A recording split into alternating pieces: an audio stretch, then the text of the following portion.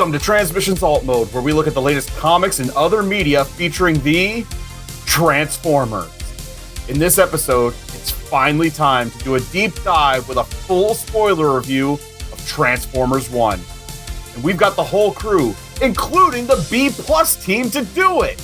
Today is Friday, October 4th, 2024, and this is episode 410 of Transmissions Alt Mode. Welcome to Transmissions Alt Mode, the podcast that now has a battle mask and knife hands. I'm your host, Charles, aka Big C, and I'm joined by the excellent Transmissions team. Jeremy, aka Yakko. Hey, how's it going? The complete B-Plus team, Scott, the illustrious Dr. Pants. I think I want to change my nickname. I got a new one. I think I'm going to go with Badassatron. Char, aka Robo Apollo. Hello, everyone. The amazing and awesome producer and editor, Mike. I hate that I've been demoted to like third place on this.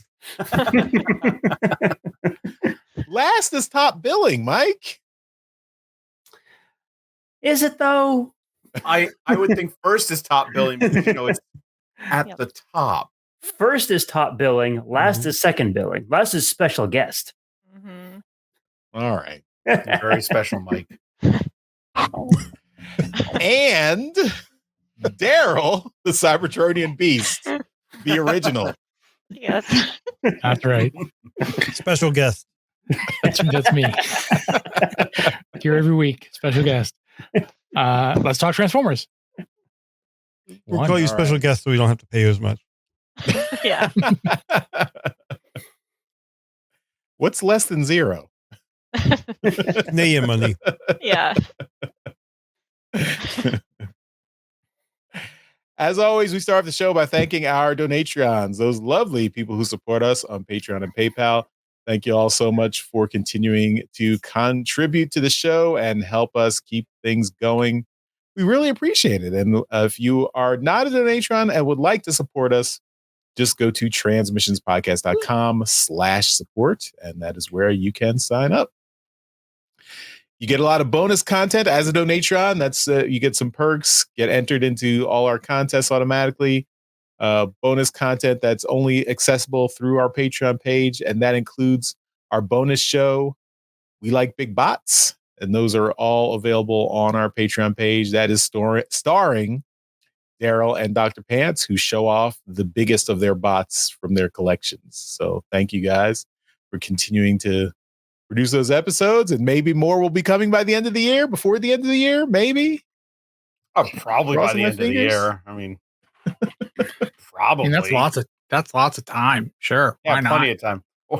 We could probably get one, right? Like before the end of the year.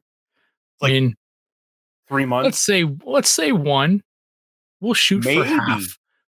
Oh. How about we shoot for 3 and then deliver 3? Best I can, Charles, best I can do is a maybe. I thought you were on a quarterly release schedule, so We have a schedule? That was your first problem. It's All an right. Well, educated anyways. wish. Educated wish, yes. Well, for more regular bonus content, we have our Transformers Live Play RPG podcast, Empire of Rust, and that is run by the much more dependable Mike. Oh, nice. We have 6 episodes scheduled for recording for the remainder of the year, and we're going to release 12 episodes. Nice. Wow. It's amazing how that works, huh? Mm-hmm. Yes. So the Humble Empire brag. of Rust. Empire of Rust comes out every 2 weeks in the main feed at transmissionspodcast.com/rust. But if you are a Donatron, you get a bonus uncut version a week before the release. So this week, actually, episode 125, Up the Garbage Chute Space Boy, is available right now for all the Donatrons, and the regular version of that episode will be out next week, October 7th. But if you are a Donatron, you get access to the bonus version right now. You can listen to it through our Patreon page.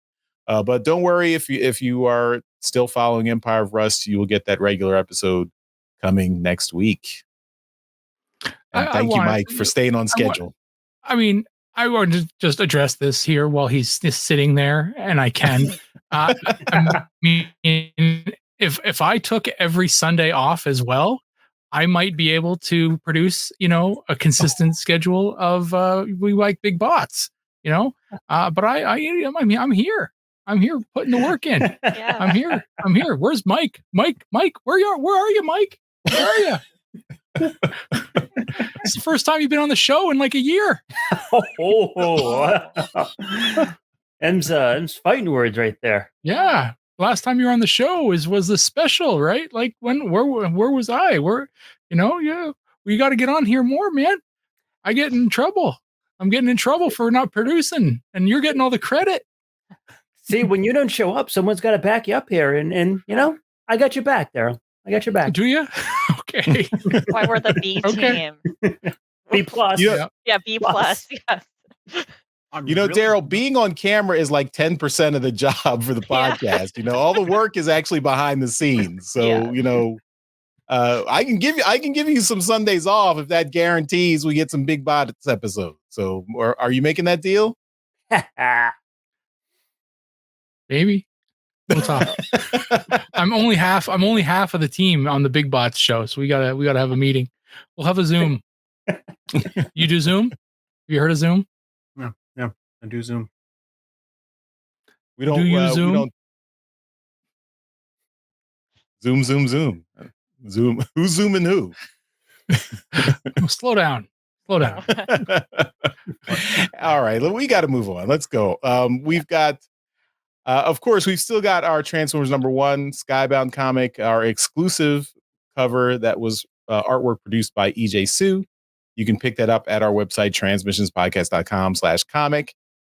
And you can buy one for your very own. We will ship that right out to you. And we will have some at TFCon Baltimore this fall in about a month or so. And lastly, of course, we've got our Toy Hacks promo code.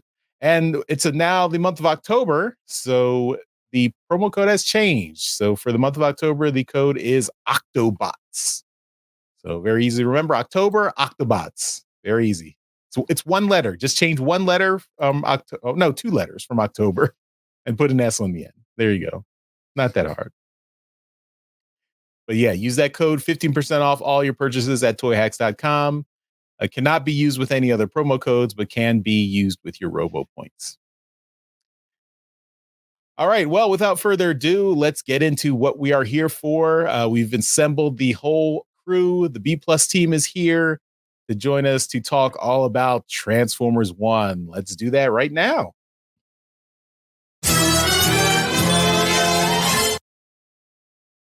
And of course, reminding you, everyone who's listening or watching, we are doing full spoilers for Transformers 1. So if you haven't seen it yet, go out and see it, please, because it's really good. Spoiler, it's really good. So you should go see it. All right. That's it. I'm ruined my whole review.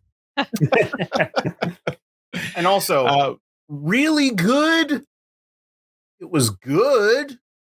Really good. All right. Well, you've got an opinion, Dr. Pants. You can share that opinion in just a little bit. But for me, it was really good. Excellent, I would say, even. So if you have not seen it, check it out. But we are going to talk about the whole thing. So, this is your warning. Shut off the podcast now if you don't want to get spoiled. But we're getting right into it. We're going through the whole thing.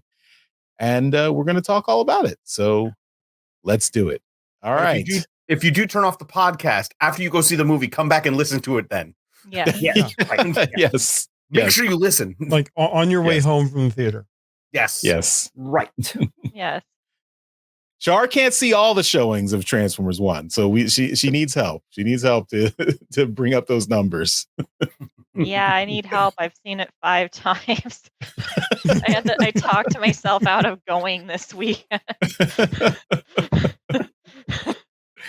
No, I really enjoyed Transformers 1. I've seen it twice. I took for the second time. I took my nephew who's 6 years old, and also went to see it with Jimmers and Emmers. Longtime listeners, watchers of the show will remember them, of course, and we're going to see them at TFCon Baltimore too. So, longtime friends of the show. And my nephew really liked it. Of course, he was 6 years old. He loves Transformers, so he really enjoyed it.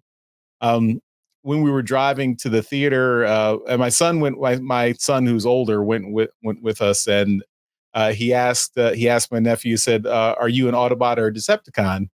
And my nephew answered, "I'm a human." So,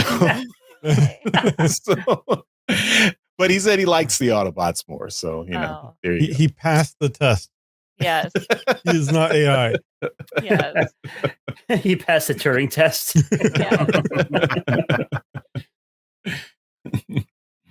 But so I think I don't want to dwell too much on the whole box office discussion. I know it's not doing well at the box office. People are avoiding it, although everyone who sees it really likes it. Like the Rotten Tomatoes, both review score and audience scores are very high. I think the review score is like 88%. The audience score is like 98%. So everyone who sees it really likes it, but getting people to see it is the problem. So people apparently are just saying Transformers, nah, I'll catch it on streaming, unfortunately. But for me, something that I wanted to touch on just before we jump into something else more specific about the movie, and something that I noticed specific to another field of the community that I'm a part of, and that's Reddit. Many people who have been longtime listeners know that I'm one of the mods on the r//Transformers subreddit, and I've been there for a very long time. And basically, I've been a mod on that subreddit for 10 plus years, and I've been there through a number of the Michael Bay movies. And every single time a new Michael Bay movie, or just live action at this point, because we've had the other ones. Every time a new movie comes out, the subreddit will get an absolute surge of new people joining. And it's something that we've all, as the moderators of the subreddit, know to kind of brace for. These new people kind of join, and they don't know how to follow the rules, and it's just a mess. It's an absolute mess. There's bots that show up. There's a whole bunch of other just junk that comes in from just people being excited about the movie and not knowing how to kind of operate in the community. So we did the same thing for this movie coming out, because this one actually had a lot of really good press behind it, and we were like really excited, and a lot of the fandom really was excited about it, and the response on the subreddit was minimal, like extremely minimal, to the point where we may have only seen an influx of maybe 1,000 to 2,000 more people join, which is ridiculously small. The subreddit. What's the numbers for the previous ones? We've seen over 10 to 20,000 people join per movie easily, right? The subreddit itself is just under 200,000 people right now, and I was positive that this movie was going to put it over the 200,000, and it has not gotten there yet, and it's been out for 2 weeks at this point. Okay, I want to bring something up along with that, because I thought this was really interesting. I teach high school. I constantly get in arguments with my students because they absolutely love the Michael Bay movies, and they are like their childhood and everything. They always ask me like the following day, like, "Oh, what'd you do last night?" Dr. Pants. They don't call me that, but still. Yeah. And I'm like, "Oh, I saw the new Transformers movie." And almost every one of my students kind of stared at me and went, "There's a new Transformers movie?" Mm-hmm. They didn't know. And I don't think this one was pushed as much as it could have been. Because another thing to go with that is I've actually been to the movies a lot over the past couple of months to see different things. I never once saw a trailer for Transformers 1 before anything. And I saw all kinds of trailers for similar things before it. Not a single trailer for Transformers 1. Actually, I was at the movies not long after I think the last trailer dropped, and I was like, oh, cool, I might see the new trailer on the big screen. Nope, nothing. I think we talked about last week that the marketing was just not directed in the right way for this movie. It was presented as too kiddie, and probably if you had gone to see, like G-rated kiddie movies, you probably would have seen a trailer. Yeah. I say kitty, and Mike's cat just gets up. Kitty. Yeah.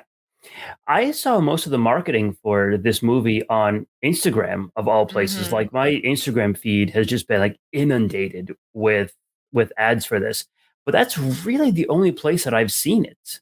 TikTok. And that's more to do with the fact that it's a Facebook vehicle and feeding off of the their algorithm, feeding off of your what the crap that you look at normally, right? Probably. So yeah, I want to jump in on what Dr. Pants is saying. So my local friend group and then my family, I've been telling them there's Transformers 1. None of them knew there was a Transformers movie. None of them.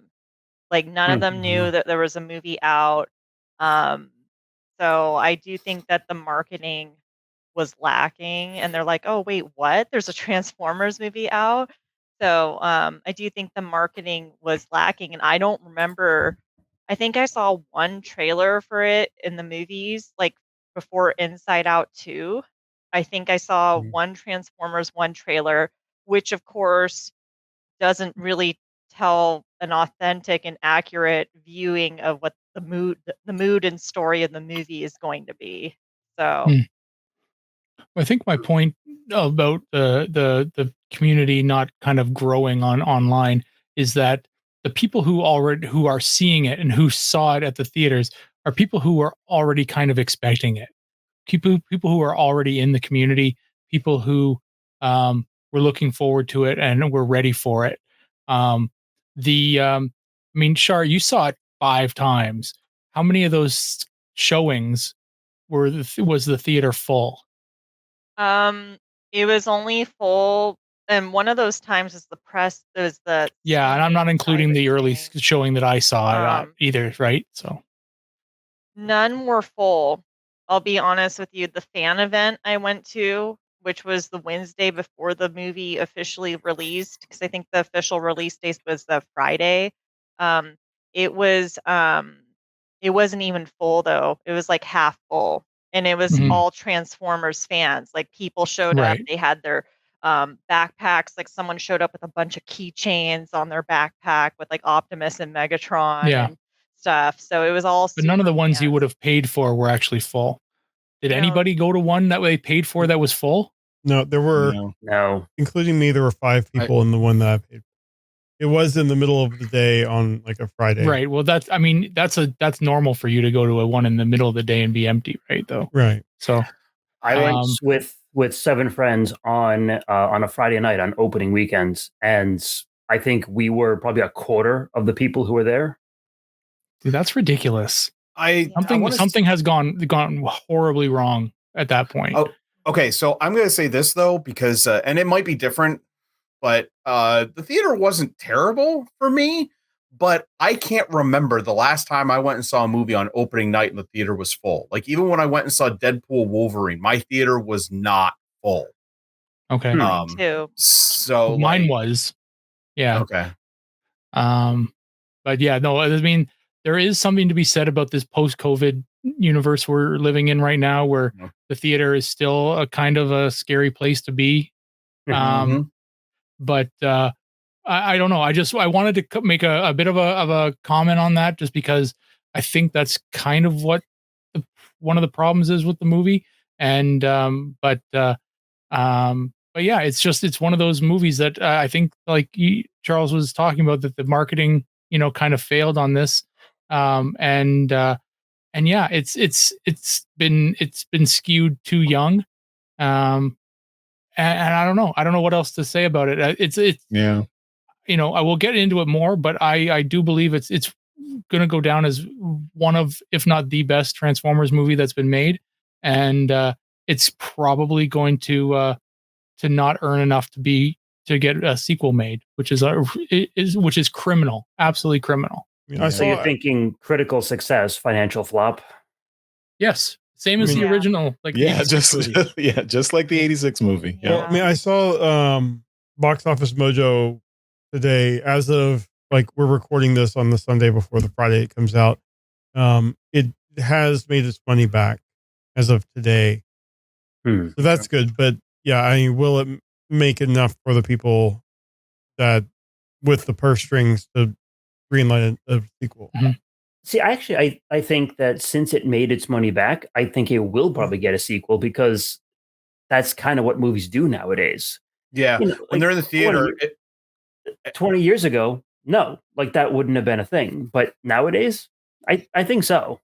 Yeah, but it does. I think the calculation though is that it has to make double what it costs to actually make its money back, because the budget doesn't include the marketing costs and then whatever cuts the theaters get for the so globally, and DJ Ronan's making the point here that Europe and China have still not released yet, but globally it has to make. So I think the budget was like 75 million.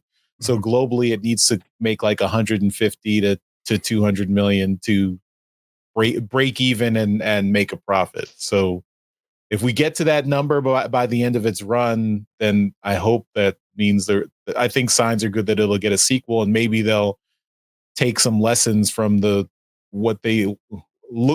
whoever's in charge, look at what happened with the marketing for this one and make some changes in the next one.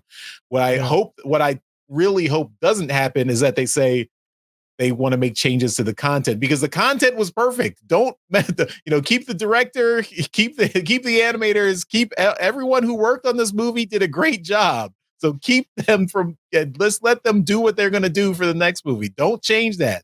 Change all the marketing and stuff, but don't change the content of the movie. Yeah, I just was looking. Germany's not getting it till October 10th. France, October 23rd. I mean, it's all over the place. And that can't help it. The UK is October 11th. Yeah, when's China and Japan getting it? China is Japan is September 20th, so they already got it. Okay. China, September 27th. Oh, they got it. So they just got it. As of right now, it's made $8 million in China. Japan, there are no numbers. Okay. I mean, Japan's a big Transformers market. The UK is a huge Transformers market. China loves the Transformers movies. The live action ones. The live action ones. I can only hope they'll love this one too, but I mean, I think we're being a little bit pessimistic about it. I'm fairly confident that it will make enough money to. It's not going to be like the runaway success, like the kind of. They're not going to get the kind of money that they got with the 07 and Revenge of the Fallen. Like, they're not going to get that kind of money, but I still think it'll be enough to certainly break even, probably make double its money once you think about it globally, and once the full theater run is done. And it'll have legs on digital as well. Yeah. I'm pre-ordering that Steelbook from Amazon. I've already done that. Yeah. I'm trying not to be pessimistic. I'm trying to more be realistic on the fact that we live in a world right now where they're not releasing completely finished movies at this point. That's because of asinine studio head. Yeah. Right. And I mean, who's in charge of the Transformers movies? Well, okay, so Paramount. It's not Warner Brothers. It's not Warner Brothers. Paramount has their own problems. They're trying to sell themselves to Sky or. Was it? No, I meant it was Lorenzo de Bona. He's just a producer, but he's. But he doesn't control the distribution. He just puts up the money to get it made, and talks about how everything's in the same connected universe. Oh no, he admitted it's not now. Listen to last week's Alt Mode. Sorry, I'm a little behind. Anyway, all right. I think let's move on. Let's get away from the meta commentary and just talk about how awesome this movie is, because I think that's what we're all here for. I mean, so I think I'll just go around. Everyone can talk a little bit about. I mean, just give your pluses and minuses, and then we'll get into details. So, maybe Shar, I'll start with you since you've seen it the most out of all of us. Gosh. I think you got the expertise. Oh my gosh. Okay. I have like note cards in front of me. So I'll limit myself because we have to get through everyone. Shar did her homework. Yes, I did. I did my homework. This is by far my favorite Transformers movie. Like by far. This is, I think, the movie we've all been wanting. I think, it just takes place on Cybertron. It gets better each time you watch it, because when I first watched it last month, at that fan screening, it was just we were just so overwhelmed with all the visuals and everything, and it's just like, oh, Starscream, like it just like, it's just a lot to take in. But as I've been watching it more and more, there's just so many more little details that I've noticed. The friendship between Orion Pax and D16 feels real, and it feels believable.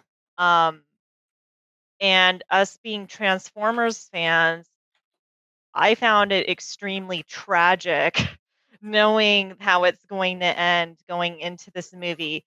I took one of my friends who knew nothing really about Transformers, and they were devastated, honestly. And I feel like that. Like this movie, I can't stop thinking about it. Like it has like a death grip on me, not in a bad way. It's just it's so good. It's you know, from what I saw, this is my analysis on it, is that you see this friendship between these two bots, and Orion, they're always going with Orion's idea. D16 kind of has other thoughts sometimes, and Orion is just like, "Oh, let's do this. Let's do this." And um you know, I feel that watching this movie, D16 didn't feel like his voice was heard. Like even they had a disagreement about how to handle the whole Sentinel Prime situation, when it seems like Alpha Trion was kind of like, oh, let this guy cook, when he like looks over at him, in the cave scene. And he gets to a breaking point because it's like it's like his voice isn't being heard, so he's just like done with this. And there's just like a lot of visual things that I noticed too, like as I've seen it more, like little details, like that scene when Megatron's eyes get turned red after he drops Orion, and he's like, I'm done saving you, and his eyes turn red. It's in slow motion, and he's murdering Sentinel Prime pretty much. It looks like he's crying, like the way the slow motion light in the eyes are, and it's just, there was just so much love put into this movie, like it seems like. And um and I actually have a question about something in the movie, and maybe you guys would know this.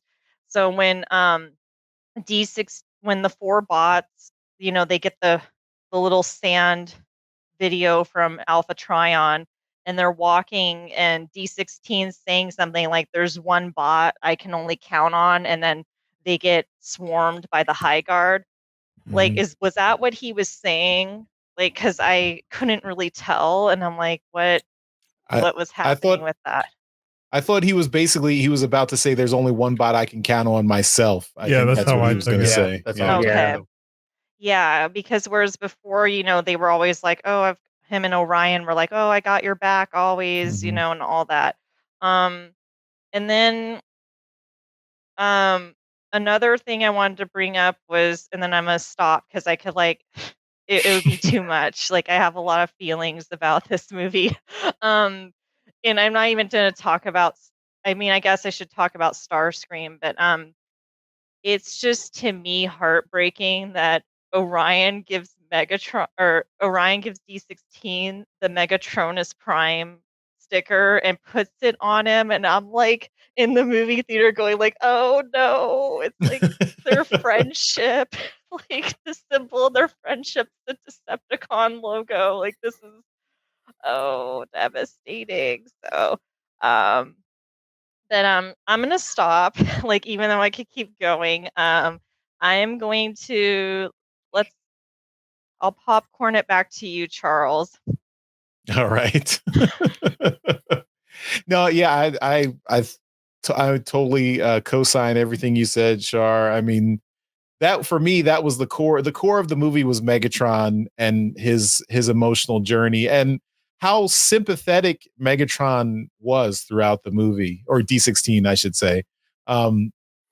Just the like all through, like even when he's captured by Sentinel Prime and he gets branded with the with the Megatronus logo, and like he's the Sentinel keeps trying to make him stay down and he keeps standing up. I mean, that's a heroic moment. For in any other movie, he would be the hero of this movie.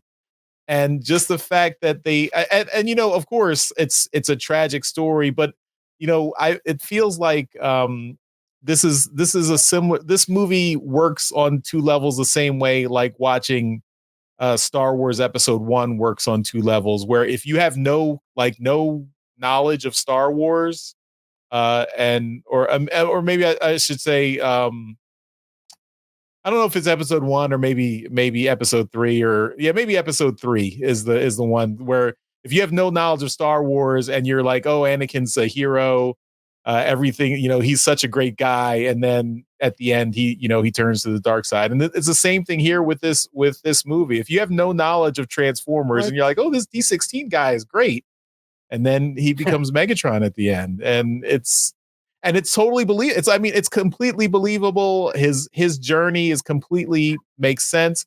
I mean, even you see just in that pivotal scene when Orion tries to stop him from murdering Sentinel Prime, and he's like, you need to move out of my way. And he says he says it quietly, but with so much menace. He's like, you need to move out of my way. I'm going to do this. And Orion just doesn't listen. And then when he does, he bodily puts himself in the way, and you hear the anguish in Megatron's voice for a moment. You hear the anguish, like, why did you do that? And he's holding him, and you think he's going to pull, but he just, he makes that decision that you see where you see the darkness win, both literally and figuratively. When the eyes turn bright red, the darkness consumes him, and that's it. And he's Megatron. And I thought it was such a good emotional story from a Transformers movie, which is what we've been asking for. So so I can't do this after everyone's comments, because then I'll be taking over the whole discussion. So but Dr. Pants, I'm going to throw it over to you. What were your thoughts? Okay. I'm gonna get hate comments.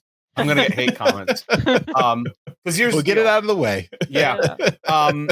I did enjoy the movie. I think it's good. In terms of the best Transformers movie we've ever gotten, no. The 86 movie is 1,000 times better than this. We're gonna have words. I mean, listen, I'll get into why. Okay. Number one, real quick, 2D animation trumps CG animation any day. Nope, Mike, your opinion is invalid. I am right, you are wrong. Your opinion as a professional graphic artist is wrong, Mike. Oh crap, that's right. There's two on this call too. I mean, he's biased, right? Yeah. So he's biased. The graphic artist person is biased. Also, one of my biggest complaints about the movie, and the reason that I will always cherish the 86 movie, is the soundtrack in this movie is entirely forgettable. Like, I don't remember what any of the music sounded like in this movie. and I'm pretty sure it was very stereotypical kind of Marvel superhero, kind of like just big sounds and like that epic kind of soundtrack that's very like Very tropey. in right now. Very in right now. And somebody brought it up somewhere I was online, and it's like, when did we stop getting movies that had like big musicians making songs specifically for movies? Like, remember in the 07 movie when it ended on that Linkin Park track and like it hits kind of hard? Like, I don't even like Linkin Park that much, but I remember that, and it kind of gives me the feels. And this movie, like the soundtrack does, I don't know if it's not there enough for me. It's not there enough. Now, was that song created for that movie though? I thought that was the wrong song. I don't think it was, but the fact that we still had like, you know, actual licensed music in it kind of still helps me, is what I think what I'm trying to say. Not necessarily that you had to make a song for the movie, but that you're using some licensed music. It kind of helps. I will agree that the music doesn't go hard, but it did have elements of the themes from other movies. I mean, it was done by Brian Tyler, who did the Transformers Prime soundtrack. So, which I'm not the biggest fan of Transformers Prime either. So okay, then you're off the show. I am the number one Beast Wars fan here. Yes. Shut your mouth, oh wow, Dr. Pants is having his I Am Megatron moment here. Oh wow. Now, before I get into too much more, I will say I absolutely love the Orion Pax D16 story throughout this. It is done so well. And it culminating in that beautiful moment where Orion Pax tries to save Megatron from himself. Because by killing Sentinel, he's becoming just Sentinel. By just murder, and it's like he tried to save him, and the fact that then Megatron's like, I'm not saving you anymore. It was heartbreaking. And you know what, Char, you were right. Like the emotions that you feel there, it was so well done. I love the whole journey. It was really, really well done. Absolutely love that. And their friendship in the beginning. I, of course, jokingly looked at Lambo, my co-host from Nerdstrodamus, because he went and saw it with me. The very beginning, when you see them kind of like having fun together, I'm like, boy, I hope they stay friends till the end. And then like halfway through the movie, I was like, oh no, is something bad gonna happen? Just, you know. Yeah. But they were really well done. Voice acting wise, I'm gonna throw it out there and say Scarlett Johansson did a great job as Elita-One. Mm-hmm. At no point was I like, oh, that's just ScarJo. No, she did a great job. Same with, oh my God, I forget his name. Brian Tyree Henry. Henry, yes. Yeah. Brian Tyree Henry. As D16 Megatron. And Chris Hemsworth as Optimus or Orion Pax, not bad. There were moments where that Australian accent slips out just a little bit and he loses it. But for the most part, he's pretty good. Yeah, he needs to work on the Transformer rollout. That was that was just okay. It was all right. It was his first one. Well, in that scene, it wasn't meant to, like, from what I've read from the creators, it was meant to be a little awkward. I kind of get that. I can get that, but and like it's weak, but that's not one of my problems. It was those moments where like he just loses he loses it in the Australian slips out. Like there's a little slip in the voice acting, and it's a minor nitpick. I know. My biggest complaint: Bumblebee needs to shut up. Like the Shockwave said. Like, okay, I understand he has to be the kid-friendly character, and I understand it's a kids' movie and it needs jokes. It did not need that many jokes. Can we cut like half the jokes from this movie? Because the first time he does remove his voice box. Like, no. Hold on, because I'm going to say this. I don't like Bumblebee in any of the movies, except for 86, because, you know, classic Bumblebee is okay. But the live-action movies, I've never liked Bumblebee. I've made my peace with that. How much was Bumblebee in the 86 movie? Not much. But here's the deal. Even in the original show, I'm okay with that Bumblebee. Yeah. I'm okay with animated Bumblebee. It's fine. It was when they did the whole, I'm kooky and lost my voice and I talk with the radio and I'm a super amazing ninja warrior. I didn't think a movie could make me hate Bumblebee more. Oh. I really just wanted him to stop talking. And like some of the jokes were fine. The first time he does the Badassatron, it was fine. The second time he does it and he repeats it like 3 times, I'm like, stop. stop talking. Stop. It actually got funnier for me, like the more I heard that. Oh God, no! I just like the first one was like, oh, kind of lame, and then it was like, oh, this is. It's like, all right, I see what you're doing. Here's the thing: my favorite joke from the movie is the one that's going to age the worst, and it's when he's introducing his 3 junk friends. Oh, and he goes to no, it's AA-tron. Yeah, Yes. Yeah, when he said that, I'm like, that's really funny. In 5 years, no one's gonna remember what the fellow Key and Peele fan, right? Yeah. Right, yeah. Oh wait, this way. I didn't get the reference. I as evidenced by the melanin in my face, or lack thereof. Yeah. Steve. But it was that, and I think that was really, aside from, and this is my own personal gripe, I am so sick of the 13 Primes mystical end of Transformers. Like, I don't know what to say. I'm not the biggest fan of it, and I think it kind of takes away from something, but I'm not sure what. And that's a personal gripe. This is not like why the movie is bad. The movie was good. It did a really good job telling certain stories. My gripes were too many jokes from Bumblebee. Chris Hemsworth is all right, and the soundtrack I feel like could have hit harder. Even if they didn't use licensed music, I feel like something could have been better.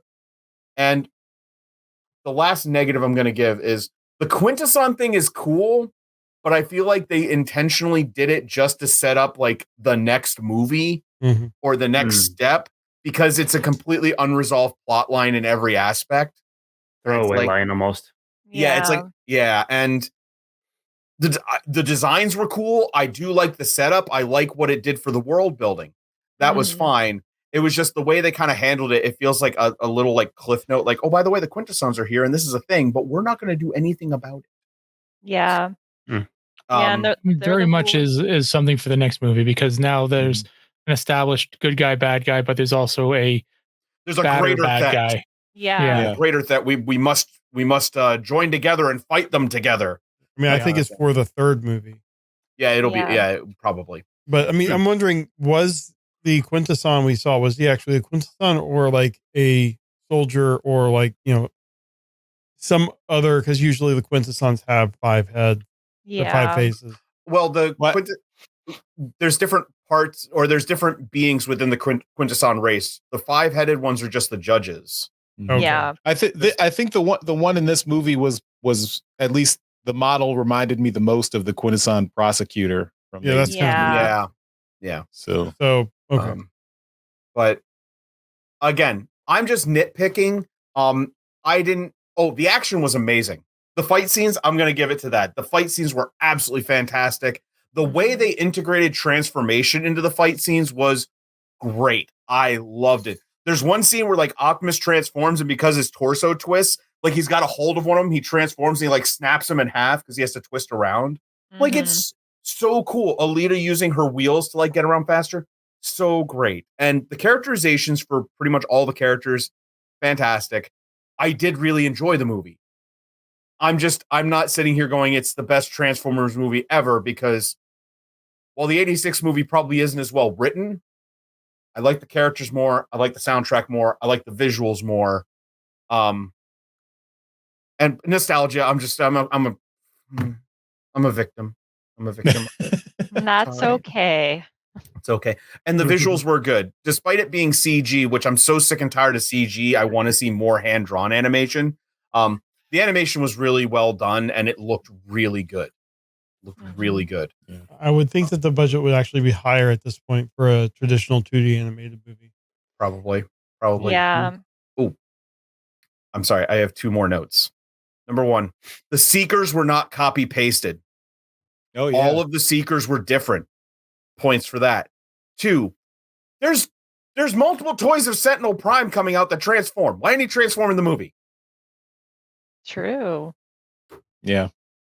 Stupid. It's like Air Razor and Rise of the Beast. We get Transformers of her. She doesn't transform. Waste. That's how they saved budget. But they still got our money. Yes. Because I bought the Sentinel Prime toy. Yes. Even the fact that the big thing was that he had Megatronus's transformation cog, so he should have been showing off all the cool, like other than the battle armor, he should have been showing off his cool transformation that he stole from Megatronus. Exactly. Like nitpicky. Oh well. I'm Yeah, let's we're good. You've had the floor, Dr. Pants. Thank you. Sorry. Thank you for your contribution. I like the movie. Don't hate all me, opinions please. are valid. All right, Mike. Professional graphic artist, Mike. Well, I'm actually going to start off with that, and I'm going to just 100% negate everything Dr. Pants has said and say that the animation and visuals are amazing. Some of the best I've seen in a 3D movie. Wow. Okay. I really enjoy the way I really love the way the animation turned out on. Like visually is just absolutely beautiful. Character animators did a superb job on it. And like even like the people I was with, like were even telling me like I forgot that these were robots. Like they were just moving so fluidly and so smooth and just so perfectly. So yeah, absolutely. Kudos to all the animators who worked on this because they did a stellar job. Now, I'm a 3D artist by trade, so I do enjoy 3D animation. I'm not going to shit all over a 2D animation. I enjoy it quite a bit. But I think especially for Transformers as a genre, I think that 3D really like works with it and really works for it. It hasn't always. I'll fully agree with that, but I think that it has the doing it in 3D has lent a like a consistency and a stability to the way characters transform that is just not possible in 2D. So there's I know we're going to disagree on this. No, I get it. I'll agree with that. I'll agree with that point. You are correct about the transforming. I'll concede. But yeah, no, like I said, it's just the visuals and the animation, lighting was just all beautiful, and I loved all of it. The only nitpick I have about the visual style is that even though they were different, a lot of the bots, especially the cogless ones, were very very similar to each other, which and they were different, but different and similar. It's like if you're going to make them different, then just make them different. But yeah, I mean, I imagine it was an intentional choice that they did. So yeah, I can't really fault them for it. But that's really my own nitpick in terms of the visuals. I chalk that up to it's a nod to G1 when there were like 3 different Autobot body types with just different heads on them. Yeah, we'll just call it that. And they do. I think they do make up for it at the very end, where they spend a little bit more budget on fleshing out the details of all the bots when they get upgraded with the cogs, and you see, right? Oh, there's Sideswipe, there's Wheeljack, there's RC, there, so all those characters get fully upgraded, and you see them turn into their G1 personas, and it looks really nice. Yep. Yeah, so visually, yeah, absolutely love it. Characterization, I'm going to echo both of you guys. Absolutely great. The story between Prime and Megatron, just 100% really beautiful. I love the way the characterization turned out. I didn't quite understand like D16's kind of motivation to like, at the end there, not until I really like thought about it a little bit more. But the fact that he just got like so angry right at the end, like he shot, he hit Prime and then it looked like he was remorseful for a second, and then it just kind of went very quickly. Like, okay, here's the cliff. He just went right off of it. So at least for me, that was a little confusing, a little fast, but like the more you kind of think about it, and I think I think you had this one down because you saw it so many times. You were able to kind of absorb that and really see, because you knew what was coming, so you're able to see how they were building up towards it a lot better. And I think I just missed that because I've only seen it once. So yeah, there's a lot of like facial expressions that you like. I've been able to like look at when you watch it more. You'll see this, from your artist perspective. Like D16, you can see like in his facial expressions when he's like starting to get angry about things. Like there's an underlying anger and frustration that he has. Yeah, I mean, I think that was, and that it's very, it's a little bit subtle, but I think it really works like throughout the story because you see, like even when they realize that Sentinel Prime is a traitor, you see how different their reactions are because Orion Pax's first priority is how do we help all the bots, overcome and get rid of, make sure that people can get their freedom basically. The truth And will set them yeah. free. Yeah. and D16's total motivation is I want to kill Sentinel Prime. I want him hurt as badly as he hurt me. Basically, that's his whole motivation, and that rage, that anger, just continues to grow. Like he's never thinking about everyone else. He's just thinking about and I think it's also because he at the beginning he had so much love and adoration for Sentinel Prime that the opposite of love isn't hate, it's indifference. So when that love turns to hate, he's so fixated on that he just it broke his brain. Like he was so fixated on that and then he saw everyone else as just a means to an end to destroy Sentinel Prime, and that included Orion in the end. I mean, in the end, I think it was also like with Pax, it was 1,000 cuts of always bailing him out of situations over and over again. Yeah, and this was just one too many. So when Pax said, "If you kill him, you're going to be just like Sentinel Prime," that was just, he's like, I'm done with this. Yeah, I mean that's the point. That was the point in the movie when you see D16's expression completely change, and that's when Brian Tyree Henley delivers that line. It's like, you need to move out of my way now, and that menacing tone, that quiet menacing tone, tells you how like he's at his limit there, and that's the turning point.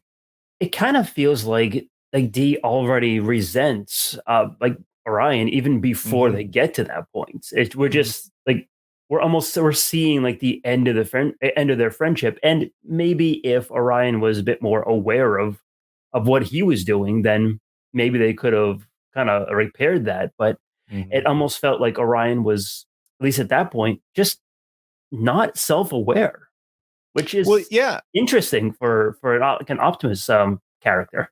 Well, even at the when they have that first revelation in the cave with Alpha Trion and Mega and D16 says this is all your fault, and Orion's like, me, I'm just as shocked as you are. He's like, no, if you hadn't broken protocol, then this never would have happened. So he's even blaming Orion Pax for even just getting to the point where they had this revelation. Like he's grieving the blissful ignorance that he had before, and blaming Orion for losing that blissful ignorance, even though he knows that it's better to know that he's been deceived and that now he can overcome it. Like Orion Pax is focused on, now that we know there's a problem, we can fix it. But D16 is like, he's of two minds. He's at I wish I'd never known about this problem. I could have just lived my life in happiness as a slave, but still happy.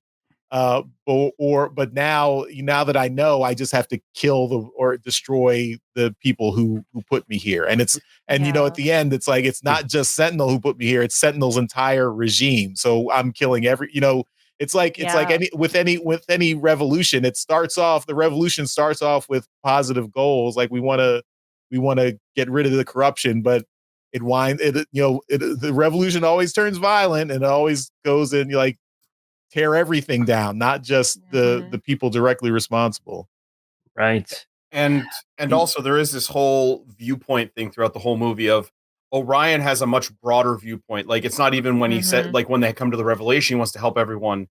From the beginning, he's looking for the Matrix, not so he himself can have it, but so he can give it to Sentinel and they can restore Energon to the planet and go back to the surface. Like, he wants to help everyone. But what is D16 doing? He wants to work hard so he can move forward. He's not focused on anyone else. He's focused on himself.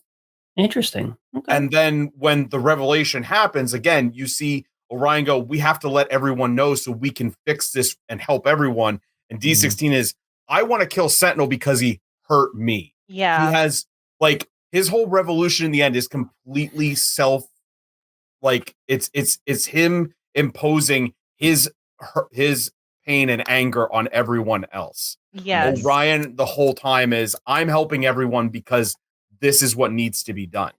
And I think those are those are some of the subtleties that I kind of missed on again my first watch through for it. So I think that, you know, like with some repeated watches, I think like that kind of stuff would be more front and center for me. I'm gonna disagree with you, Dr. Pants, on Bumblebee. That's fair. I don't hate him. As far as a comic relief character, I actually don't have a problem with him. Like, okay, he's not really the star of the show, and I'm okay with that. So, all right. Like, I think if it continued, like, I would want to see him grow and adapt a bit more. But okay, I will say I really did not like Shockwave's lines. I hated that he turned into a comic relief character for the Decepticons. That annoyed me. That just annoyed me. And the sad thing is, like, he had a really funny line. It's just, I don't want Shockwave to deliver it. Yeah. I mean, overall, I think like the High Guard, like the Decepticons there, just it fell a little flat for me. And I think so much time was spent on the Orion Pax and D16 interactions that some of the characterizations for other characters had to fall flat. Just like Alex in the chat said that, B127, he didn't really grow at all. No. Yeah, he got knife hands. Yeah, right. I mean, same thing with Elita-One. She had a little bit of growth to it, but not a whole lot. The High Guard really didn't grow, didn't really change. They just kind of like they just became, So they spent a lot of time with the focus on the Prime and Megatron, and understandably so. The one big negative that I will say, and I don't think you even said overall, but I really did enjoy the movie, and it was a fun watch. It was good. I don't know if it's going to supplant the '86 movie in my heart as like the best Transformers movie, but it is certainly solid. If not, then certainly second best. But yeah, it was a very, very good, very enjoyable movie. But my one big negative, the pacing is just frantic to the point where it is like they have to shove so much information into a really condensed amount of time. It's just like, okay, boom, boom, boom, boom, boom. We just move from point to point to point to point, and then just like I wish we had some time, and I think this would have actually helped quite a bit with the kind of like the issue I had with like Megatron, just kind of going from like, okay, we're kind of friends, not friends, and yeah, like they just had to introduce so much stuff, so many characters, so many concepts, and they had to get through it, and they did. If it was done as like an 8 episode series for streaming, it probably would have had the room to explain all of that. Yeah. Yep. Mike, I think your main negative goes along with mine, which is Bumblebee. I think both of those things lie in it's a kids movie and was written for kids. Because I know that like the reason the Bumblebee character is the way he is and the way he makes jokes is for the kids. The pacing thing, same for kids. You got to keep their attention, so you got to keep changing as much as possible and move along. You can't, like, if you give it time to breathe, they're going to get bored. When I went to the theater, my friend brought his two kids with them, and one is a 4 or 5-year-old now, and another is a 12-year-old. I may be off on the ages, but roughly there. The 4 or 5-year-old Loved it. He's now into Transformers. It may last a few months, it may last a couple of years, who knows? But he's into it now. The 12-year-old enjoyed it. Maybe not as much as the younger kid did, but still, I think like it hit for the age groups that they're going for. And yeah, as you said, it felt like and it was marketed as, and it primarily is a kids movie. But in the end, the 86 movie was the exact same thing. Mm-hmm.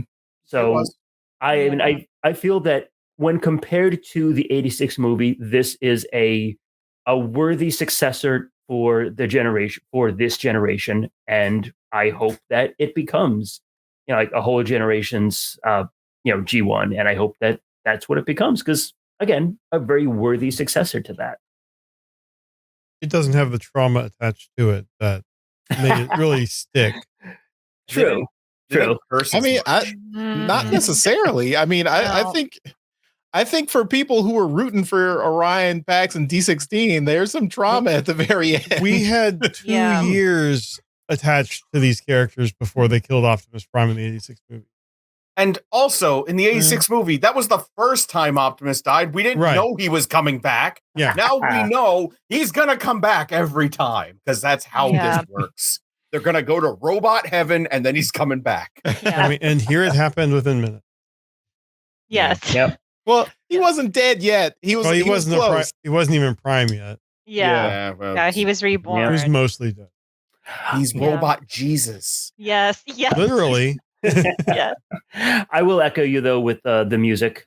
It was ultimately forgettable, but I suppose in the end, like it did what it's supposed to do. It evoked, the emotion that the designers wanted you to feel in those moments. It brought you down in the sad parts, brought you up in the action parts. That's what it's supposed to do. So you're right. I think it's just coming off the coattails for me of going to see Beetlejuice, which if anybody saw it, that soundtrack is banging. This was a bit of a letdown.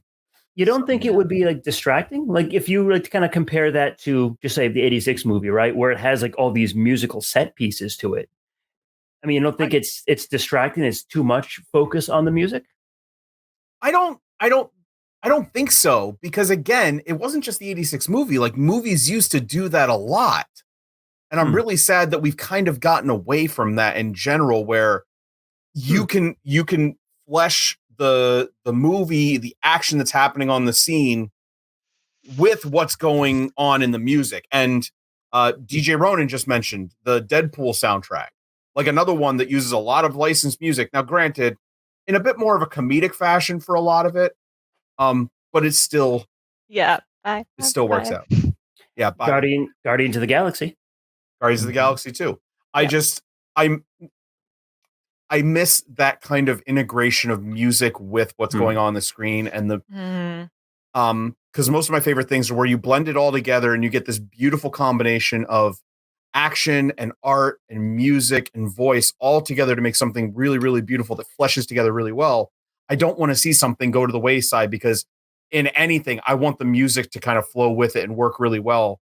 And like, I want that music to bring me back to that moment. I listened to this soundtrack and I'm probably not going to remember at all where this happened, unless the track is riding on the train to the surface.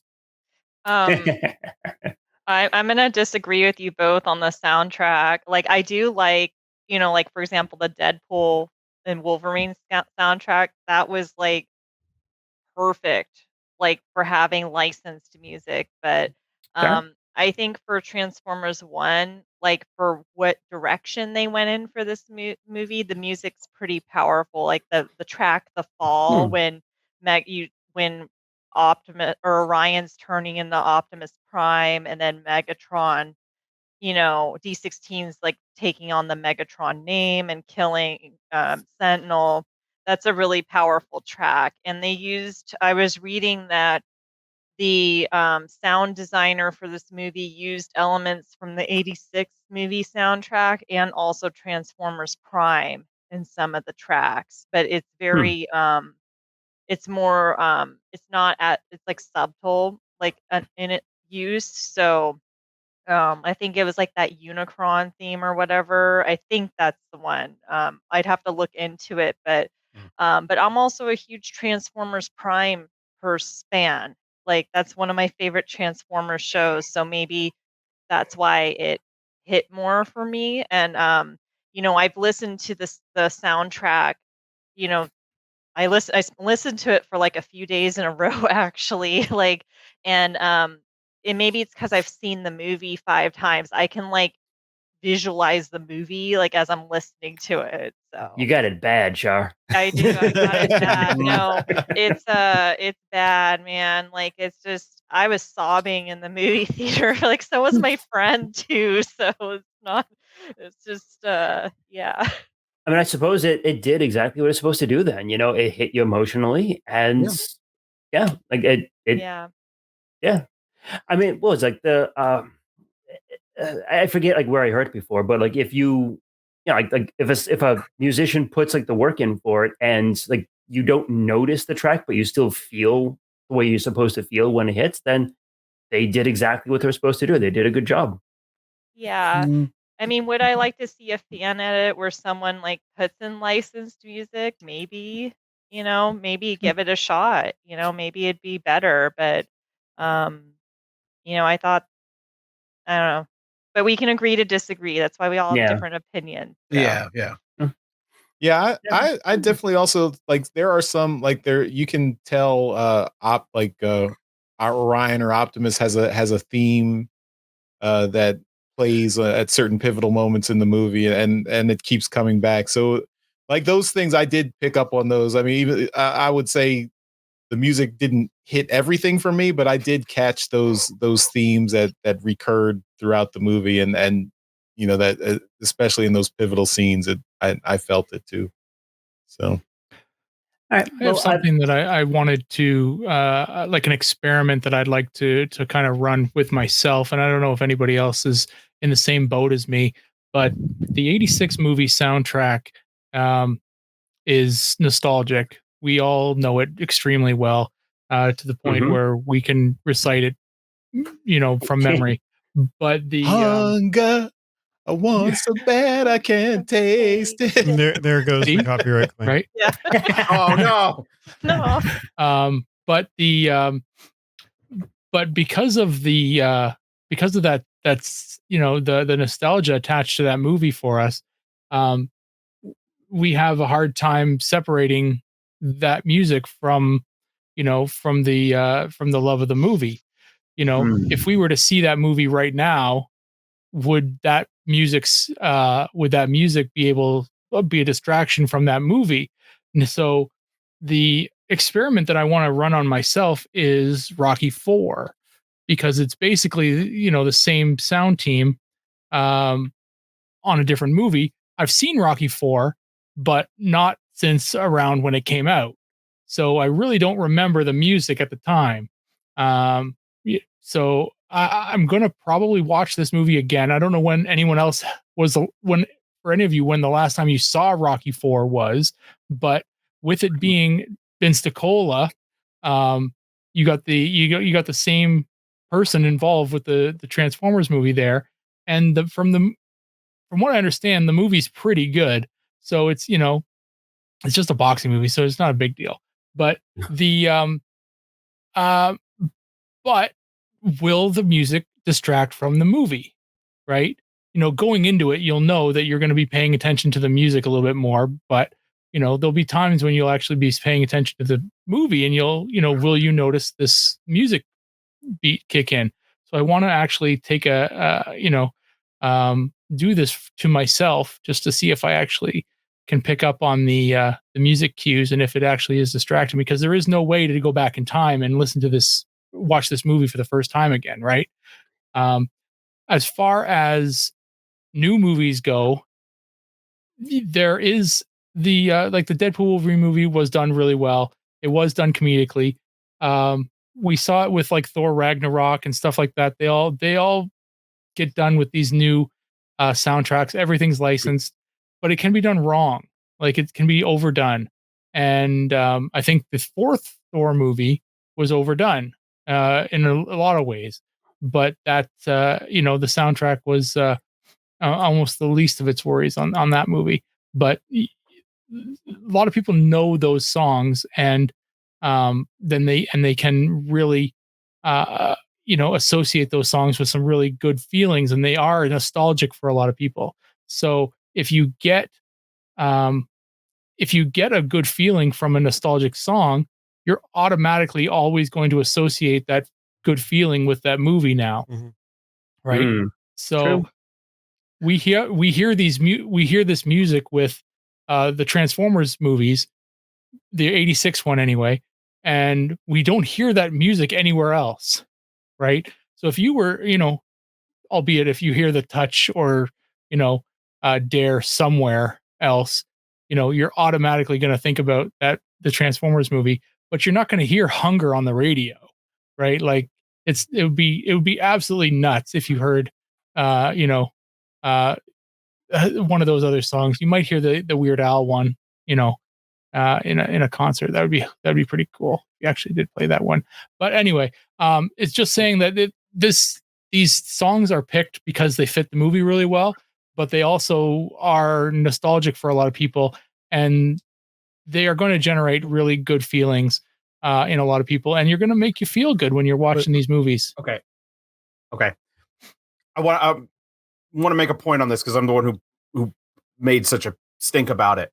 I think it doesn't just come down to that. Like, I want licensed music in there, but I want something that maybe ties with it a bit better. Because I feel like if you're not doing a licensed soundtrack like Thor Ragnarok or Deadpool Wolverine, you're getting this what I'm looking for. You're getting this orchestrated soundtrack that I feel like is going in every other movie. There's nothing unique about it. Like, I feel like you could play like that kind of soundtrack for any other movie of the type, and it would just blend right in, and you wouldn't notice. It feels like it doesn't have its own identity. It's not like when you watch. John Williams might have something to say about that. What? I think John Williams might have something. No. That was going to be my next point. But then you get somebody like John Williams who writes this epic soundtrack for these movies, and it fits so well and is so iconic for that. But this didn't feel the same way. Right. I didn't like it's. And it might be me. It might just be me. But it feel utterly like it was just shoved to the back, and they didn't integrate enough into the movie, into the scenes that were happening. And maybe if I saw it more, it would. But at no point, like, I'm sure I noticed the same music cues happening during Orion Pax scenes, D16 scenes, and everything. But now that I'm out of the movie, I'm like, I don't remember what any of the music sounds like. I wonder if part of it is just the mix as well. Because so the 86 movie, the music just hits you right in the face through the whole movie. It is a major part of the movie. Yeah. Look at Tron Legacy. It completely not instrumental, but no vocals, just completely music made for the movie. Hits you right in the face. It is just through the entire movie. Yeah. It's a constant background. Lord of the Rings, the score, it tells the story of the movie as well.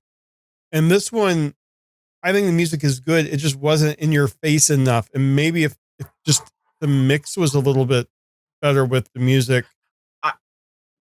And maybe that's really my problem, is the mix and not the music itself. But it seemed like it was such an afterthought because of the mix. Like, it was just kind of there whispering in my ear rather than being a part of it. And I want the whole thing integrated. I want a movie to be a mesh of all the things together. And I feel like the music was lacking. I wonder if that's also part of the budget. Maybe, the budget was around between $70 and $80 million. $25 million, yeah. Mm-hmm. Did you see it on IMAX or standard? Standard. There's no IMAX theater here. Oh, okay. I did see it in Dolby Atmos. Yeah, because what I've got to say is because my friend and we've been seeing quite a few movies this year. Like, we saw Deadpool and Wolverine first on standard, and then we saw it on IMAX.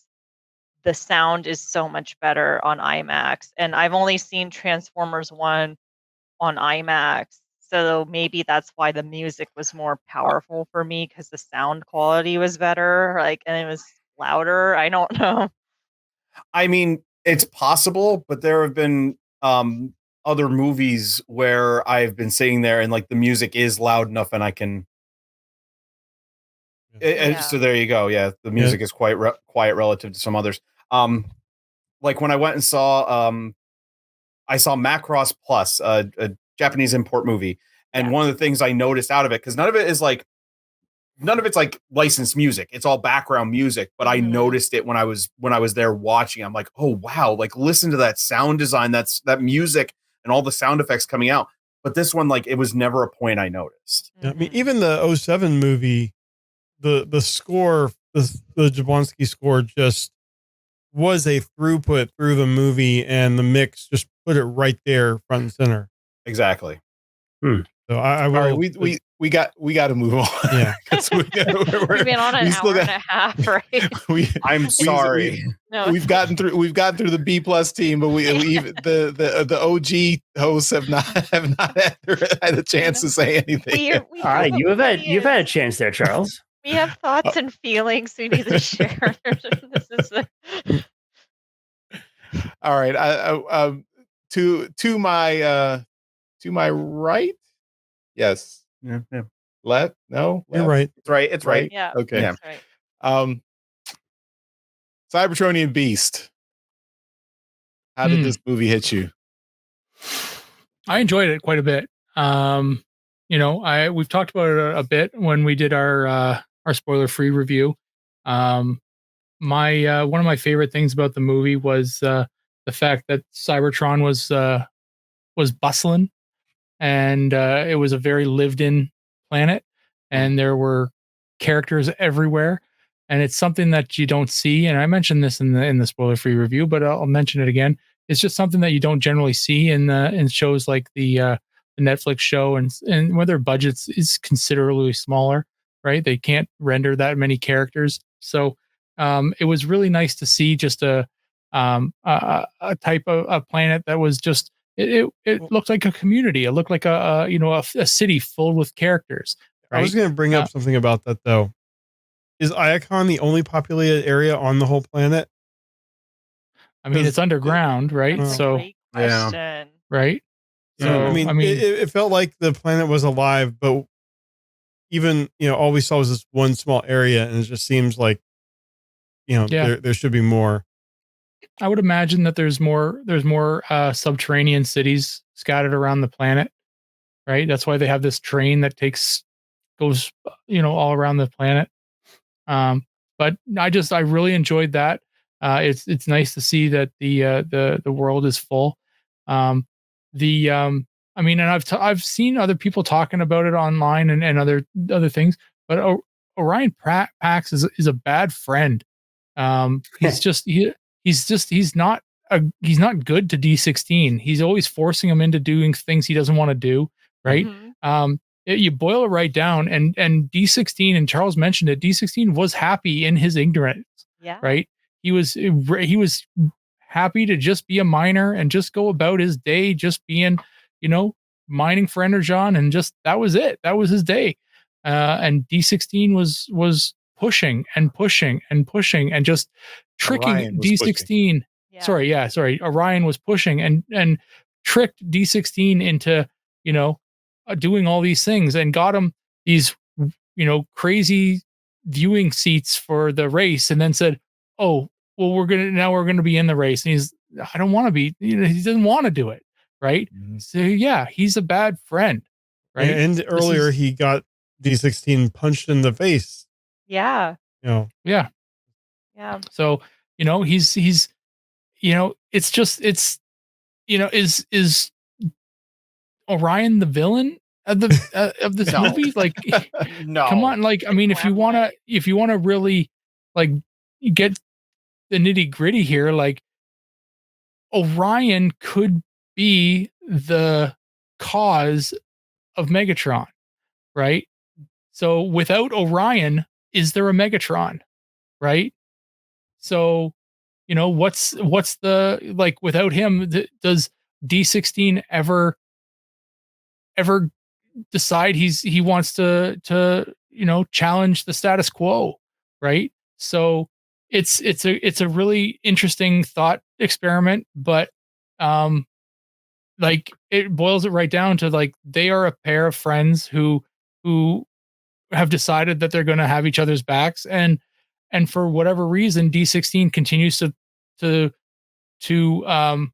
stand by Orion, even though he continues to get him in trouble and continues to put him in situations that he doesn't like.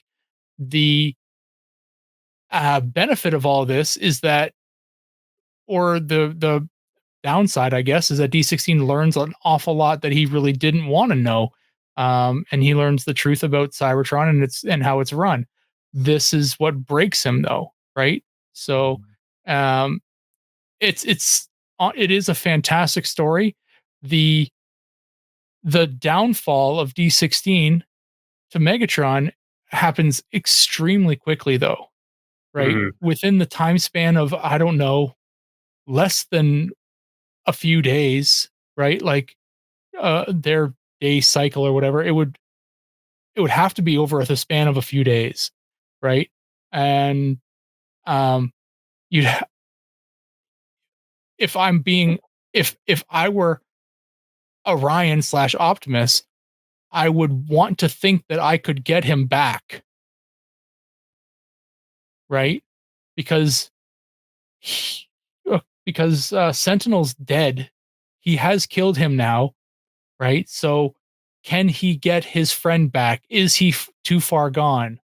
He has killed somebody, yes, but he has to be able to see a way back, because this downfall happened so quickly, and they were friends for much, much longer. So that would be my angle to try and get them back. But anyway, that's neither here nor there, because that's not what happens. But anyway, I thought the movie was fantastic. The one comment that I can't remember who made it. I think it was Dr. Pants. I thought Scarlett Johansson's voice acting was flat. I really didn't like it. It was. I thought basically it was just her talking the whole time without really any kind of work put in. I could tell immediately it was her. I mean, she was the only female in the group, so it was kind of easy. But it was. I mean, it was like there was. It was like I really didn't seem like there was a lot of effort in the voice acting on that one. But I mentioned in the spoiler-free review that Brian Tyree Henry was outstanding as Megatron or D16. I really didn't. I was neither here nor there on Chris Hemsworth. He was great. I thought he did okay, but and Keegan-Michael Key was also good. He did exactly what he was brought in to do. He was there to be the funny guy and do what they asked him to do. I saw an interview where they said where he was asked what they wanted him to do with the voice, and they said, just be yourself, just do your own voice. And they said, really, he wanted to do a different voice, and they said, no, we want your voice. So see, he was told to do his own voice for Bumblebee. So if you're upset with the Bumblebee voice, it was Cooley's decision to put Keegan-Michael Key's voice in there. It wasn't a problem with the voice. There was too much of his lines. Yeah, well, actually, he's excited. He's literally been down in the dump, the dumpster area for 50 years. Yeah. Or cycles or whatever the hell they called it. I thought it was years, and then he finally gets some friends and they get him out. The dude's ecstatic, man. Like, I mean, I can see how he'd be excited. Plus, you got to see him as the kid character, and these kids are firing on all cylinders all the time. I'm aware. He's exactly like a kid. But I still feel like you can do comedy without doing whatever the hell that was. Like, without those jokes. And let's not forget Soundwave and Shockwave. Raise your hand if your name has wave in it. A whole lot of waves. There were 2. That's not a lot. That's a lot. Yeah, I do think the more than there was before. Yeah, I do think the Badassatron got old a little bit. Like, no, I feel like it was meant not at all. Yeah, but exactly. But it anyway, just got funnier every time. I thought the voice casting was great. Steve Buscemi as Starscream was fantastic, and And John Hamm as Sentinel was fantastic as well. He sounds like a prick. So Yes. it's just it was just great. So all the voice casting was great. I do wish Scarlett Johansson had done a little bit better on the her role as well. But all in all, it was great. I enjoyed it. But it is like I've talked about in the last one. It's going to take a lot for it to unseat the C86 movie for me. It's simply on the basis of the nostalgia factor for me. It's ingrained in there. And like Jeremy said, it had 2 years to build up before it just kind of like locked itself in there. Mm-hmm. All right, Jeremy, we're coming to you. All right. Well, I mean, I mentioned it in my like immediate reaction that I do feel like this is the best Transformers movie we've had in theaters, including the 86 movie. And that's only taking nostalgia glasses off.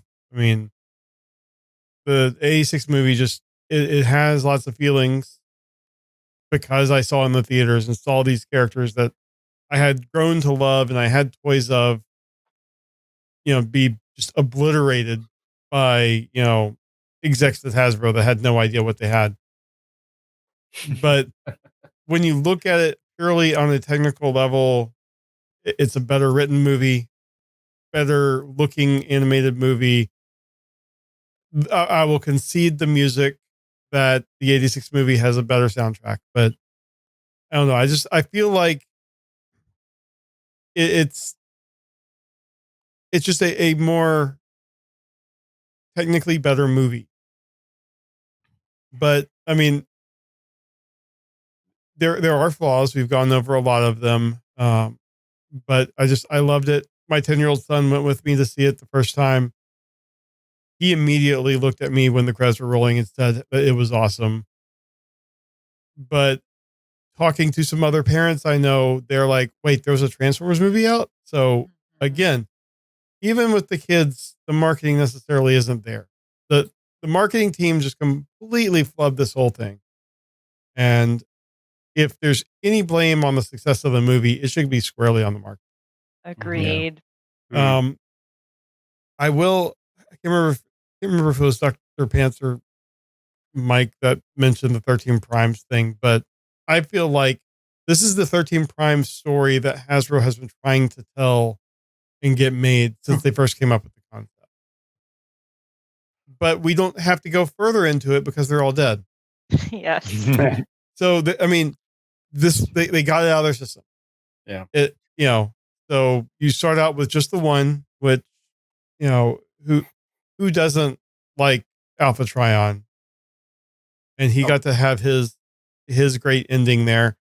But we don't really need to go into who is Onyx Prime, who is, we don't really, I'm sure there's going to be some fiction. I think it's in the new collectible card, like not a game, just the collectible cards they're putting out. But that's ancillary. No one really, you don't care. You don't have to buy it. So I'm happy with that. And I don't really mind the 13 Prime story, but it's done. The story is all Megatron and Optimus, and where do their factions go from here? Mm-hmm. I really like the Starscream voice change due to Megatron. I thought that I was waiting for them to do the Bumblebee voice, like take away Bumblebee's voice throughout the whole movie. And there we go. But to flip it and have Starscream's traditional nasally sounding voice be because Megatron beat the snot out of him and basically choked him and damaged his voice box. I thought that was a great twist. Yeah. That scene I forgot to mention was really, really good. There was something about it that really hit hard. And I'm with you on that, Jeremy, because honestly, like when I first saw it and I heard Steve Buscemi, I went, that's what they went with for Starscream? Right. And then now he's the Starscream we all know and love. Yeah. And that really showed kind of the ethos of the proto Decepticons. Like they come from this group, the High Guard, and Starscream says, it's one bot's strength against another. So, you even get kind of the Gladiator mindset without having the whole Gladiator backstory brought into this movie. And you get a little bit of that with Megatron, going one-on-one with Starscream. And that shows that allows you to you get the like just the hint of their relationship in the future, where you see how first you see how he earns Starscream's respect by beating him up, and then he earned his loyalty at the very end when you see Starscream say "All hail Megatron" at the end, and then that sets it up for the future where of course now that Megatron has gone full Megatron, he doesn't his underlings are not his underlings are not his friends. They're his fodder to do what he wants to achieve his goal. So of course that's going to lead to an abusive relationship where he starts taking them for granted, because it's not he doesn't have a relationship with his followers anymore. He has followers, he doesn't have friends anymore. And I think I if we get a sequel to this movie, I hope that gets explored.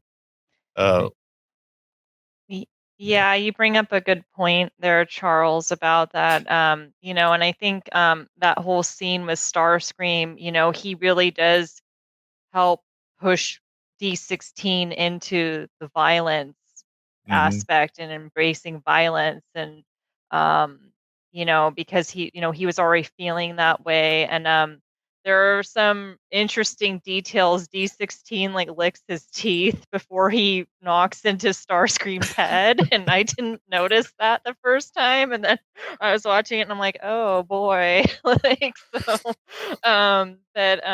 Oh, were you going to say something? I was going to ask, because I'm trying to remember, does Starscream also look at D16 while he has him on the ground and go, harder, harder? He does. Yes, he does. With Starscream, Starscream Megatron fan people are going to run wild with that one. Yeah. But let's see. I do agree that Shockwave's lines, his characterization was just off. And I'm wondering if that's also something that'll be changed in the next movie. But he had too many emotions. Yeah. Agreed. But somebody pointed out that they kind of went like G1 with him a little bit more than the current interpretation of Shockwave. Which, yeah. I think the last thing I'm going to bring up, just the way the post-credit scenes were handled, because so the first showing I went to was a split, like reviewers plus Paramount promotional things. I went through Reddit, thanks to Daryl, but there were other groups there too. When the post-credit scenes happened after the Bumblebee scene, there was no one else in the movie but our group. And when I went by myself with the 5 people that were in the theater, I was the only one left, even I think before the Bumblebee scene. No one knew that Megatron scene would happen, and that's a that's a very strong way to end the movie. That should have been, I think, before the credits. It should have been a stinger at the end, and then you get the Bumblebee scene as kind of a fun little mid-credits thing. Yeah, I agree. So I'm wondering how many people are, just have no idea, and they remember seeing that big glowing Decepticon logo, branding thing from the trailers, and they're like, I never saw that in the movie. And just figure it got cut for whatever reason. So yeah, I don't know if marketing handles that part too, or if it's in the direction, like if Josh Cooley decides where to put those. But yeah, that was just another missed opportunity, because you should have had Optimus Prime's, ending thing where he's like, warning the Quintessons, if you ever come to Earth, Cybertron, blah, blah, blah. It should have faded to black. Then you get the Megatron thing and then credits. Yeah. So that's my thought. I still really enjoyed the movie. and still think it is my top, top ranked Transformers Yeah. movie. All right. Well, yeah, we're running long, but I do have a couple more thoughts before we wrap it up. Yeah. But I do I think for me, I was very positive on this movie. I think you guys hit pretty much all the points that I would have hit. I mean, and I responded to a bunch of yours too, so I got a little bit of my time in.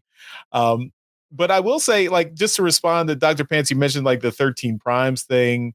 I think they were not mystical, magical creatures here. They were leaders. They were connected to Primus, but they were killed just like any other bots, and they were sent back to the Matrix. And okay, you have the Deus Ex Matrica at the very end that where the Matrix revives Optimus Prime. But other than that, they were dead. They were killed. They were dead. That was it. I don't mean in this movie in particular. I mean the overarching, like how the 13 Primes are handled. Because like look in the IDW when it was like they were these mystical figureheads, and Optimus was the mystical 13th Prime here to save the that whole thing. My words are escaping me. The fanaticism. That's what I wanted behind the 13 Primes and everything. I think that kind of gets to me a little bit, and there is usually some kind of mystical thing where there's like these ancient relics and whatnot. That and the Matrix Ex Machina at the end. It was, but that was my thing in general. Not the 13 Primes themselves, but like how it's been handled in the past. But everybody's right; they're dead now. I don't have to worry about it. Yeah. I'm glad they didn't try to make Prime like that, like the 13th Prime, and they just replaced him with Zeta. It's an interesting choice, but I'm glad they didn't try to do the whole Arisen thing. Yeah.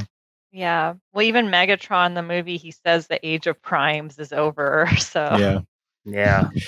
I mean, I like that they're built up as mythical figures to the bots that are there now, but then at the end you see they were leaders, but they were not all knowing, all powerful beings or anything. One nitpick I will throw, just as someone who is kind of lore obsessed with Transformers and trying to make it make sense to me, is like at the beginning when Sentinel Prime says, "Oh, they've been gone for 50 cycles," and of course, being humans, we're like, okay, cycles is years, that's fine. But they were gone 50 years and they're mythical figures now. I mean, that seems like that's last week for Transformers. Like I think they should have said like maybe 1,000 cycles or something like that. Like they've been gone because all these bots came online with like your Sentinel secretly removed their cogs and brought them all online in the last 50 years. Like, my parents are still alive. they could tell me what happened 50 years ago, know? Even like a few hundred where like, you think about historical figures from the 1700s, they're, at this point kind of mythical in terms. So yeah, I would agree with that. Yeah. And then the other nitpick that's tied to is when Orion sneaks into the archive and founds like the data, the data hologram of what happened to the Primes. Alpha Trion is narrating that history lesson when he was one of the Primes who were ambushed and then sent offline. So how is he narrating what happened to him in the little data disk there? AI voice replication. It's gotten insane with the use of AI lately. But I did like the little intro though, because it shows Primus is Cybertron. He transformed into Cybertron. I like that how immediately you set up what Primus is and what his connection is to the Transformers. I thought that was really cool. That was something else I wanted to bring up. I forgot. I liked how they handled the term Transformer, because I hate when in like comics or whatever they refer to themselves as Transformers, because they are from Cybertron. They are Cybertronians or Iaconians or whatever. The Transformers were the higher class of society that had TCOGs, and I loved that distinction. And now that they're all getting TCOGs, they are all Cybertronians. Yeah. So I really like that. Yeah. And then we've talked a lot about the emotional journey with Orion and D16 into Megatron and Optimus Prime.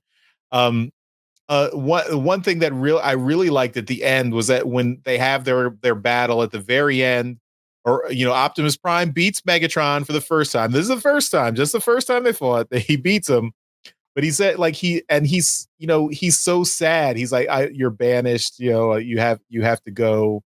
You betrayed me." He's so sad, and he's like, "It didn't have to end this way."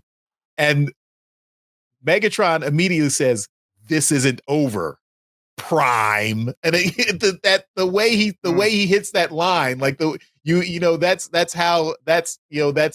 the start of their longtime feud and animosity and everything. Like, this isn't over, Prime. And he said it's like the menace, like, because it has the double kind of, because it's like he's still Orion Pax to him. He's like, because Megatron just said the age of primes is over, and now his friend is now this new Prime. No, you're not a real Prime. You could hear the air quotes. Yeah. That line was just delivered so perfectly.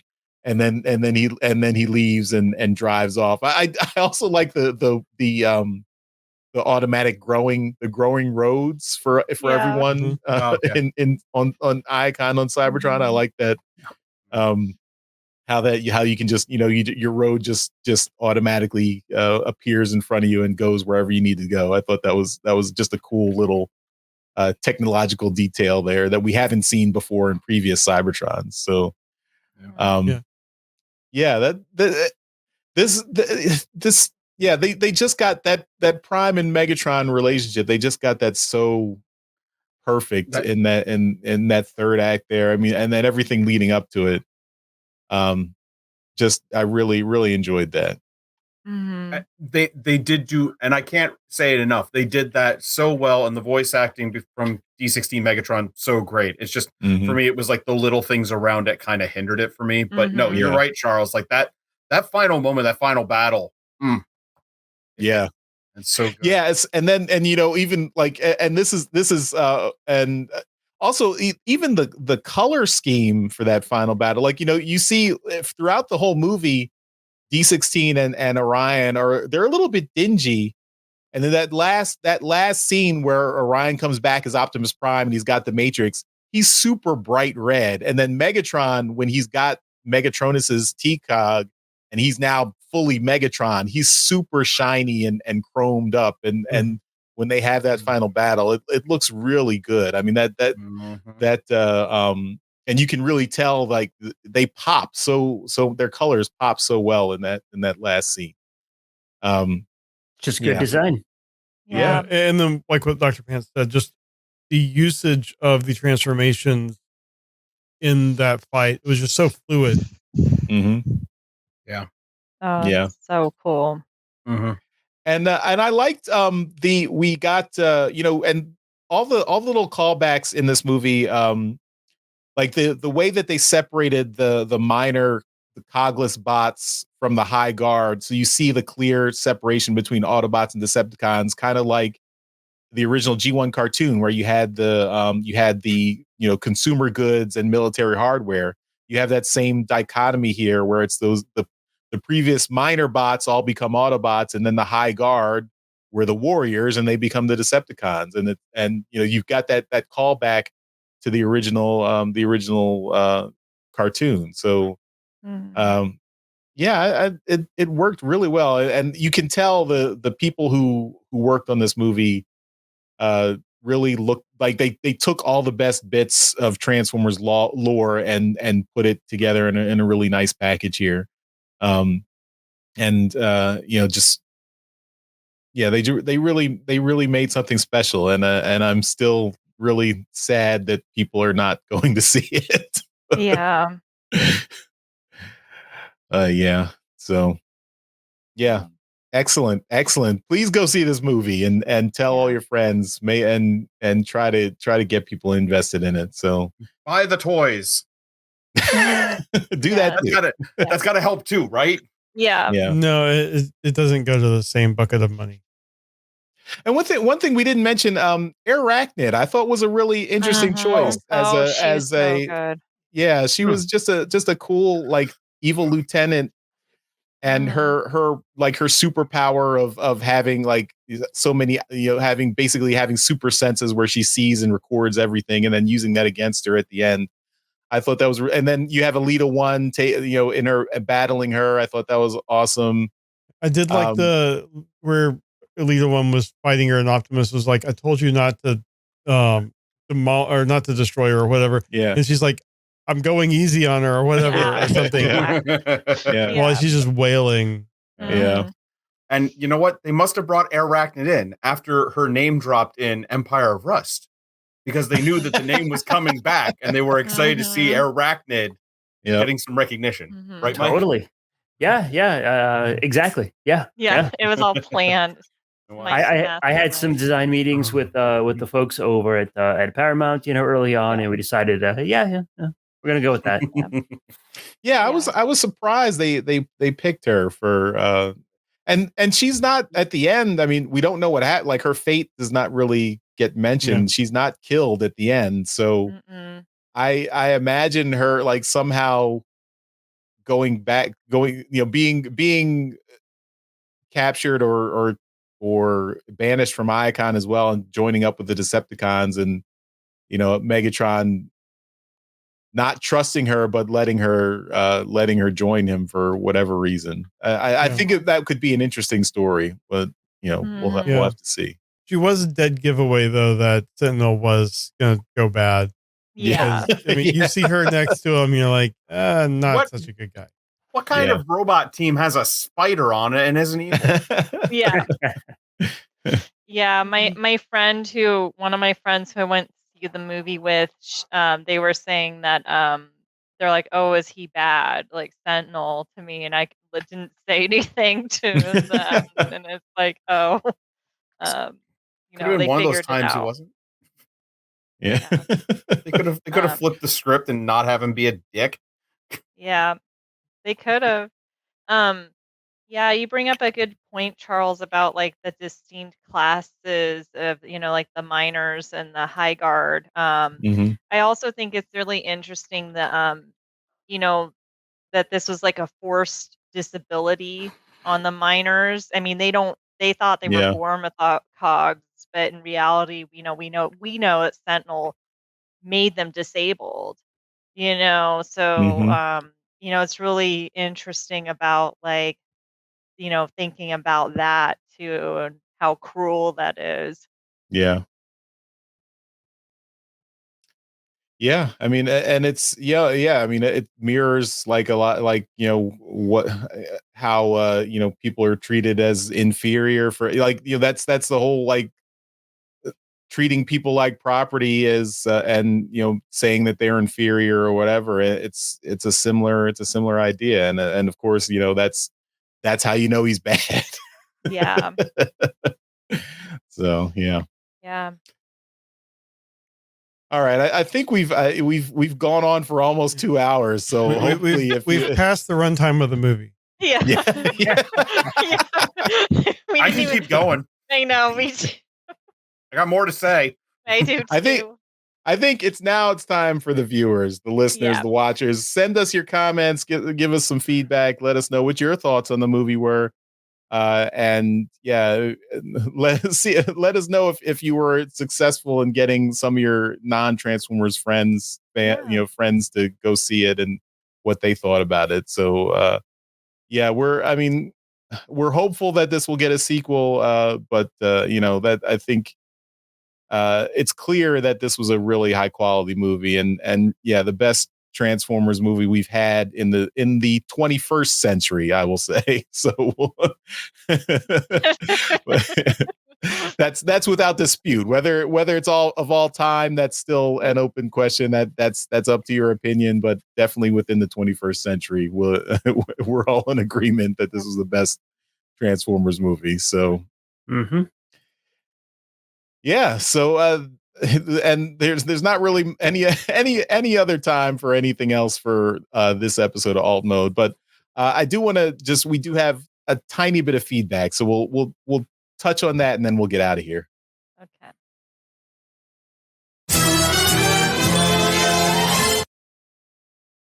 All right. So in feedback, Shar, we've got someone rivaling you. Krypton7853 says, seen Transformers 1 5 times now and will go again next week. My friends in the UK have booked their tickets for TF1 in London.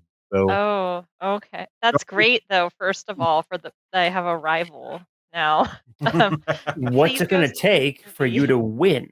Yeah. No, I'll have to go see it again so I can be a sixth time. But yeah, please go see this movie. Like just to tag on to what Charles was saying. Like, if you can see it more than once, do so. Bring a friend. Um, yeah. yeah. And Ronnie D89 says, badass a pod.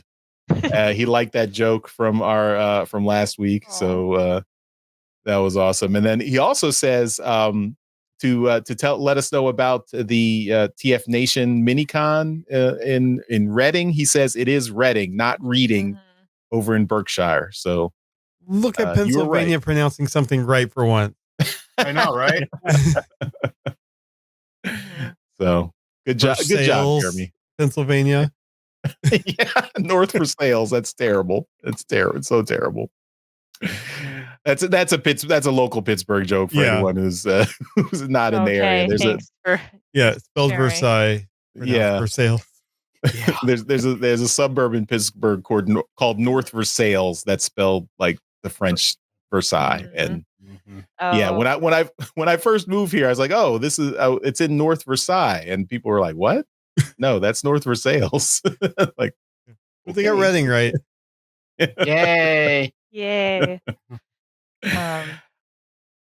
All right, so that's it. That's all the feedback. I told you it was quick. Okay.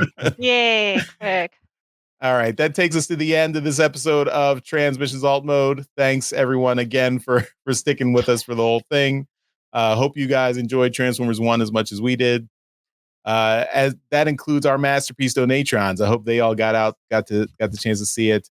But we're going to give them a mention in this episode because we give them a mention in every episode because these are the folks who continue to support the podcast at our highest level on Patreon. So that's why we love them so much. So thank you again to John 47 Good, Demon Take 82, and Steve C. You guys are awesome.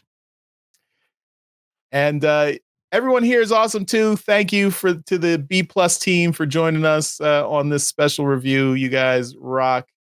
You guys are make the show even better. While as long as you guys continue to hang out with us. So thank you so much. And of course, thank you to my OG co-hosts, Cybertronian Beast and Yakko, for sticking with us all the time. Oh. And I gotta give the B team a shout out, B+ team a shout out. So what do you guys have? Show off your stuff online, starting with you, of course, Shar. Oh, thanks. So, you can find me on, I'm just going to call it Twitter still. I refuse to call it by the new name. So Twitter and Instagram at RoboPaulo. And then I'm actually inspired to create art again because of this movie. So I've been making a lot of fan art. I also have commissions open. I'm working on a few right now. But if you want a commission, you can find information about that on my on those pages. And then I'm also on the Transmissions Discord, which is super awesome. That's at transmissionspodcast.com/Discord. Yeah. Awesome. Yep. Thanks. And I've got your back always. Fist bump. All right, Dr. Pants, tell us a little bit about Nerdstrodamus. You can find me and my friends doing our nerdy thing at Nerdstrodamus as NERDSTRODAMUS. There's a link tree on this video if you're watching it, and I'm sure it's in the show notes, but we're everywhere. We're mostly a YouTube channel, but find us on Twitter, Instagram, TikTok, Facebook, all that crap where we do nerdy music and other videos. And yeah, please watch us. Please give me validation. I need it. All right. And Mike. Not as much validation as I need. For rippling self-doubt right here. Oh, yeah. So, biggest thing that I like to promote always is Empire of Rust. A bunch of friends and I always get together and play Transformers as an RPG. Just in case this is the first time you've ever heard about it. Transformers, RPG, actual play podcast. We're good. We're going on, I think, 4 years now, 5 years. Been a while. But yeah, that's the big thing. Watch that. And if you want to give me a follow on Instagram, it's at Minervian. Name is right down the bottom there. And yeah, that's what I got. All right. All right, everyone. That's it. Thanks for watching and listening. Let us know what your thoughts were on Transformers 1, and we'll see you next time. Bye-bye. Bye. Bye. See ya. Bye, y'all. Later.